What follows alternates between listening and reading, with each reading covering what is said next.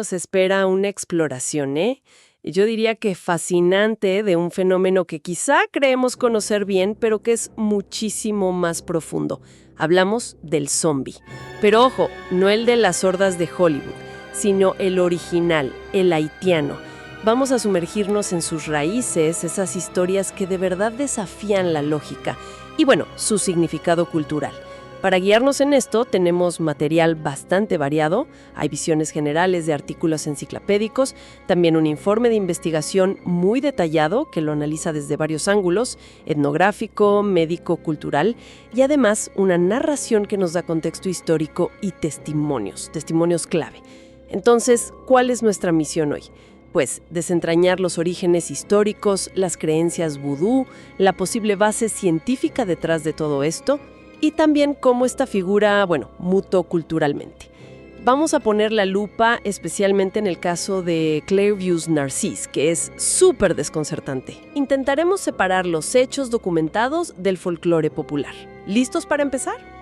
A ver, comencemos por la palabra misma, zombie.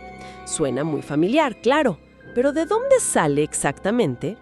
Las fuentes que revisamos apuntan hacia África, posiblemente a lenguas bantúes. Se mencionan términos como Nzambi, que sería algo así como espíritu de un muerto, o Nzumbi, cadáver. O sea, ya desde el nombre hay una conexión fuerte con espíritus y cuerpos sin alma, ¿verdad? Totalmente. Y eso nos lleva directo, como dices, al vudú haitiano. El vudú, hay que decirlo, no es para nada lo que muestran las películas de terror. Es una religión compleja, muy profunda. Nació en la terrible realidad de la esclavitud. Es una mezcla de tradiciones africanas, Fon, Ewe, Yoruba, principalmente, con el catolicismo que se impuso. En esa cosmovisión, el miedo a ser convertido en zombie, iba mucho más allá del miedo a la muerte física. Era el pánico a perder la identidad, la voluntad propia. Un eco directo del horror de ser tratado como un objeto, no como una persona. Para entenderlo bien, es clave su concepto del alma dual. Tienen el Gros Bon Ange, que es como la personalidad, la memoria, y luego está el T-Bon Ange, que es más bien la fuerza vital, la conciencia. La zombificación, dentro del vudú, se ve como el robo de ese T-Bon Ange. Claro, y además el vudú fue muy perseguido, muy estigmatizado. Los colonos franceses, la Iglesia Católica y más tarde durante la ocupación estadounidense de Haití a principios del siglo XX. Todos lo veían como brujería, algo oscuro, y lo reprimieron fuertemente. Fue justo en ese ambiente, en ese clima de sospecha y represión, que la figura del zombie saltó, digamos, al escenario internacional, con libros como The Magic Island, de William Seabrook, y claro, la famosa película White Zombie con Bela Lugosi. Y esa imagen, la del sirviente sin voluntad en las plantaciones, se quedó muy grabada en el imaginario popular. Sí, pero es interesante porque el vudú también fue un espacio de resistencia. La ceremonia de Bois Caimán en 1791, liderada por figuras como Dutty Boukman, se considera a menudo como una chispa que encendió la revolución haitiana. Después, ya en las comunidades rurales, la amenaza de la zombificación, según algunas interpretaciones y fuentes, se transformó también en una especie de herramienta de control social. Sociedades secretas como los Bisango podían usar esta amenaza como una forma de justicia comunitaria para mantener el orden, resolver disputas graves. Era, en cierto modo, una forma simbólica de manejar ese trauma histórico tan profundo de la esclavitud. Fíjate que una fuente incluso señala que el antiguo Código Penal haitiano, el artículo 246 si no recuerdo mal, contemplaba castigos para quien usara sustancias que indujeran una muerte aparente. Y si la persona era enterrada viva, se consideraba asesinato. No usa la palabra zombie, claro, pero reconoce la práctica de fondo. Es muy interesante eso del control social. Y una de las fuentes que tenemos, una narración, profundiza justamente en cómo estas creencias se entrelazaron con la política haitiana. Menciona específicamente a François Duvalier, Papa Doc, el dictador. Según este relato, Duvalier usó el vudú de manera muy hábil para consolidar su poder. Proyectaba una imagen de ser un ungán poderoso o incluso un bokor, un hechicero temible. Su milicia, los Tonton Macoutes, que eran terribles, hasta su nombre viene de una figura del folclore haitiano, del hombre del saco. La fuente cuenta una anécdota, bastante llamativa. Dice que Duvalier supuestamente hizo un ritual vudú público para maldecir a John F. Kennedy poco antes de su asesinato, y que luego usó ese evento para reforzar su aura de poder sobrenatural. Es importante aclarar aquí que nosotros solo estamos reportando lo que dice esta fuente sobre cómo se usaron estas creencias en ese contexto político tan complejo. No estamos afirmando la veracidad de las maldiciones en sí, por supuesto. Y todo esto nos lleva, inevitablemente, al caso que realmente puso el fenómeno bajo el microscopio mediático, el de Clarvis Narcís. Nació en Lestere, Haití, allá por 1922 aproximadamente. Su historia oficial, digamos, arranca en abril de 1962. Ingresa muy grave al hospital Albert Schweitzer, tenía fiebre alta, tosía sangre, un cuadro complicado. El 2 de mayo de 1962, dos médicos, uno haitiano y otro estadounidense, lo declaran muerto. La causa oficial: hipertensión maligna y edema pulmonar. Le expiden su certificado de defunción y lo entierran al día siguiente. Fin de la historia. No, pues no.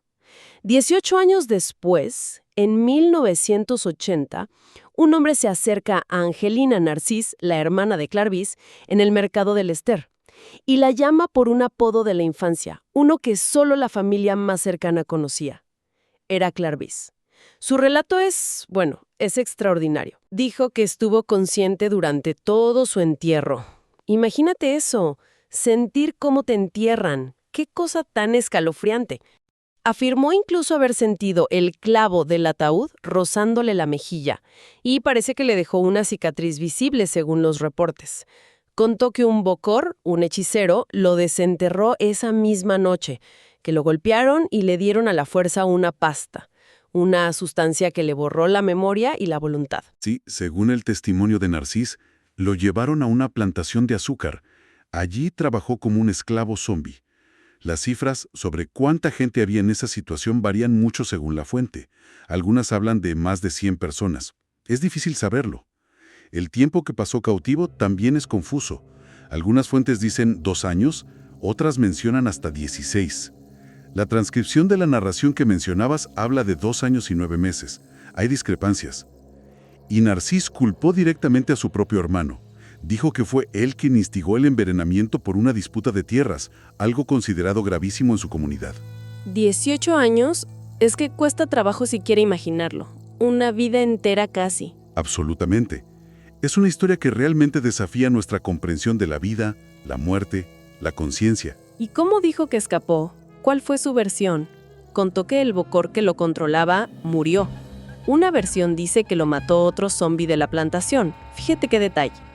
Al morir el bokor, dejó de recibir la droga que lo mantenía sometido. A veces se identifica esa droga como datura. Y dice que poco a poco fue recuperando la cordura, la conciencia, pero que esperó a que su hermano muriera para finalmente atreverse a volver a su pueblo en 1980. Lo realmente impactante es que su certificado de defunción de 1962 existe, es un documento real. Y su regreso fue confirmado por muchos testigos. Incluso la BBC reportó el caso. Clarvis Narcís murió, esta vez de forma definitiva, en 1994.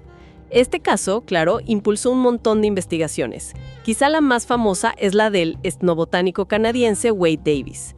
Su trabajo quedó plasmado en el libro La serpiente y el arco iris, que luego se hizo película también. A Davis lo contrataron unos psiquiatras que estaban muy intrigados por el fenómeno.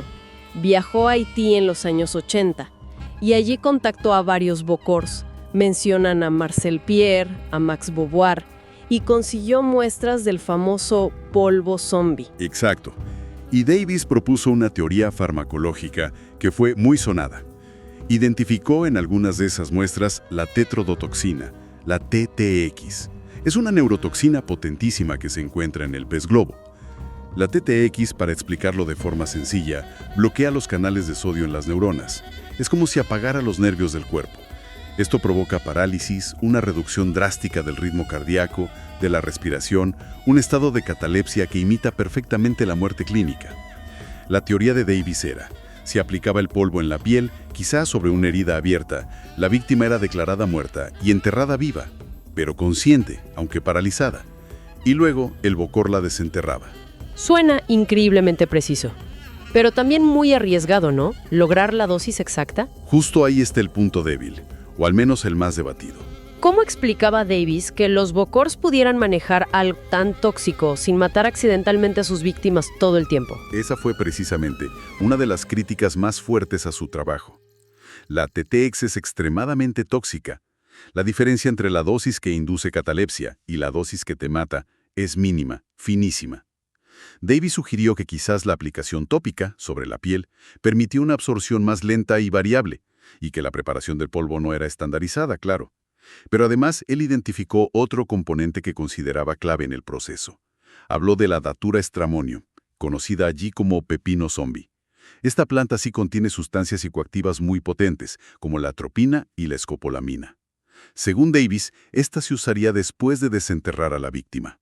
¿Para qué? Para inducir amnesia, confusión, delirios y sobre todo sumisión psicológica. Básicamente para borrarle la memoria reciente y anular su voluntad, facilitando así el control del supuesto zombie. La comunidad científica no se puso de acuerdo con esto, ¿verdad?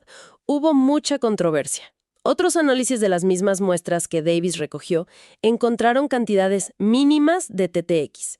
Dijeron que eran insuficientes para causar esos efectos tan dramáticos. Incluso hubo acusaciones serias contra Davis de mala praxis científica, de que quizás omitió datos que no encajaban con su teoría. Y claro, surgieron explicaciones alternativas. Podrían ser casos de trastornos mentales no diagnosticados, como esquizofrenia, o amnesia postraumática severa, o simplemente errores de identificación, gente que se parecía. Sí, el debate científico sigue abierto hasta hoy. Es curioso porque, para complicarlo más, otros estudios posteriores, una fuente los menciona como suizos, sí que habrían detectado mayores cantidades de TTX en algunas muestras de polvos. Así que no hay un consenso claro. Ante todas las críticas, Wade Davis siempre defendió su hipótesis, pero con un matiz importante.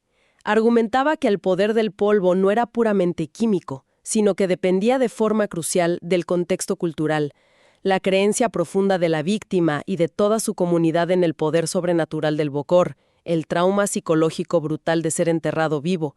Todo eso, según Davis, jugaría un papel tan paralizante o más que la propia toxina, el miedo, la sugestión. Así que la base científica exacta del polvo zombie sigue siendo, digamos, turbia, poco clara. Pero lo que es innegable es el tremendo poder cultural y psicológico de la creencia en la zombificación dentro de Haití. Y compleja, el verdadero poder del zombie parece residir en su significado profundo dentro del vudú. Volvamos un poco a esa perspectiva. Exacto. Es que, desde la visión del vudú, la zombificación no es un truco químico. Es fundamentalmente un acto espiritual. Se cree que el Bokor, que es el hechicero que a menudo trabaja con las fuerzas consideradas más oscuras o ambiguas, tiene el poder de robar o capturar el T-Bone Ange. Recordemos, esa era la chispa de conciencia, la voluntad, el carácter personal. Al quitarle eso a una persona, lo que queda es un cuerpo físicamente vivo, sí, pero vacío por dentro, un autómata sin alma propia. Incluso existe la idea del zombie incorpóreo. En este caso, el T-Bone Ange, que ha sido robado, se guarda en una vasija especial, el pot de Tet, y el Bokor puede usar ese espíritu atrapado para sus propios fines, como protección o para hacer daño a otros. O sea que sería como un proceso en dos partes, ¿no? Quizás una parte física con el uso de sustancias para simular la muerte y poder secuestrar el cuerpo. Y luego una parte espiritual y psicológica muy fuerte. Atrapar el alma, o usar drogas como la datura para anular la mente y asegurar la obediencia total. Es como una doble esclavitud, del cuerpo y de la mente. Precisamente. Muy bien dicho. Una doble esclavitud. Y eso nos conecta de nuevo con su función como mecanismo de control social, que mencionábamos antes. En muchas zonas rurales de Haití, sobre todo donde la presencia del Estado formal es débil o inexistente, la amenaza de ser convertido en zombie funciona como un castigo extremo y como un disuasivo muy poderoso contra comportamientos considerados antisociales o muy graves. Violar normas comunitarias importantes, robar, o como en el caso que se atribuye a Narcís, disputas violentas por tierras. Las sociedades secretas como los Bisango, según algunas fuentes, actuarían como una especie de tribunales informales que podrían imponer esta sanción terrible. Pero ojo, que incluso los Ugans, que son los sacerdotes que trabajan generalmente con espíritus benévolos, también pueden usar rituales relacionados, como el del pote tetet, para proteger a alguien o para castigar, lo que muestra la complejidad moral de todo este sistema. El zombie, en este contexto, no es solo una víctima pasiva. Es un símbolo muy potente del orden social y de las terribles consecuencias de transgredirlo. Es realmente impresionante cómo esta figura tan específica, tan arraigada en la historia y cultura haitiana, se transformó en algo completamente distinto en la cultura popular global. Empezó, como decías, con White Zombie en 1932. Ahí el zombie era el sirviente lento, sin voluntad, controlado por un hechicero malvado en Haití. Una visión que perpetuaba muchos estereotipos y una imagen muy oscura del vudú. Luego vino I Walked with a Zombie, en 1943, que tenía un tono un poco más psicológico, más atmosférico. Lo usaba más como símbolo de la opresión colonial, quizá. Sí, esas fueron las primeras representaciones, pero la gran revolución, la mutación definitiva, llegó con George A. Romero y su película La Noche de los Muertos Vivientes en 1968. Aunque Romero, curiosamente, no usó la palabra zombie en esa primera película, los llamaba ghouls o flesh eaters, él creó el arquetipo moderno que todos conocemos hoy. El muerto que vuelve a la vida, pero es caníbal, es contagioso por la mordedura, se mueve en hordas amenazantes, y solo muere de verdad si le destruyes el cerebro. Este nuevo zombie ya no tenía un bocor que lo controlara. Su origen era más bien una plaga, una catástrofe inexplicable, casi científica o apocalíptica. Y Romero fue un maestro en usar esta nueva figura como una metáfora social muy potente, muy crítica.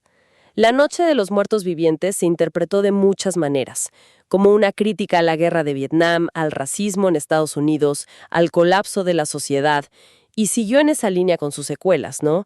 Dawn of the Dead, El Amanecer de los Muertos, en un centro comercial, una sátira brutal del consumismo.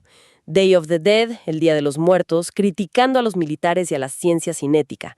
E incluso Land of the Dead, La Tierra de los Muertos, donde los zombies mostraban signos de evolución, de conciencia y se rebelaban contra la división de clases que imponían los humanos supervivientes. Exactamente. Romero transformó al zombie. Pasó de ser ese esclavo individual haitiano producto de la magia negra y del trauma histórico de la esclavitud, a convertirse en un símbolo global y masivo, un símbolo de la deshumanización en la sociedad moderna, del miedo a las pandemias, del consumismo vacío que nos aliena, del colapso social inminente. La imagen que predomina hoy en día, la del apocalipsis zombie, es totalmente romeriana, y está a la verdad muy desconectada de sus orígenes en el vudú haitiano.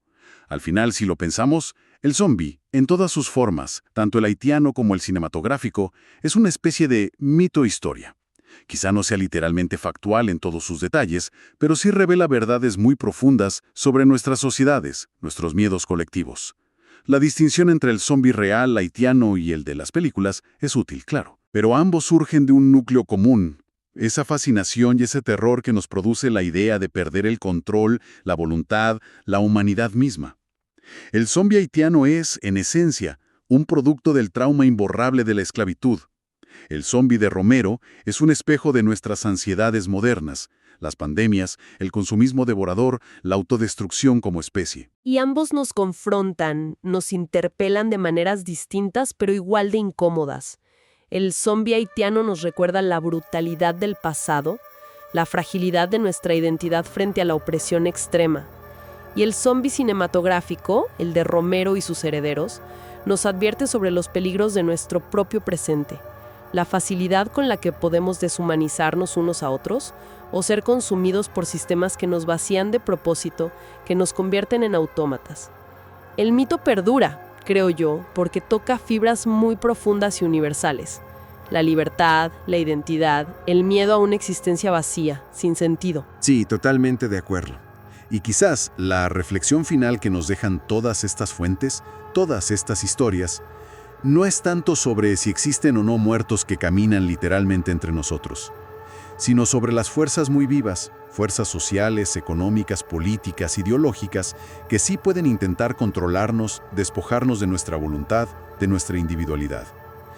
La pregunta incómoda, la que quizás deberíamos hacernos es, ¿hasta qué punto las estructuras de nuestro propio mundo contemporáneo buscan, de forma metafórica, convertirnos en una especie de zombies obedientes, consumidores pasivos, sin pensamiento crítico.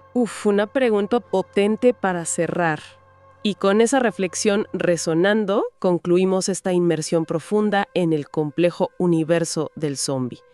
Hemos viajado desde sus raíces en el vudú haitiano y casos tan impactantes como el de Clairvius Narcisse, hasta su explosión y transformación en la cultura global. Esperamos que este análisis haya sido revelador, que haya ofrecido nuevas miradas sobre un fenómeno que, como vimos, es muchísimo más que simple ficción de terror. Muchísimas gracias por acompañarnos en esta exploración. Hasta la próxima.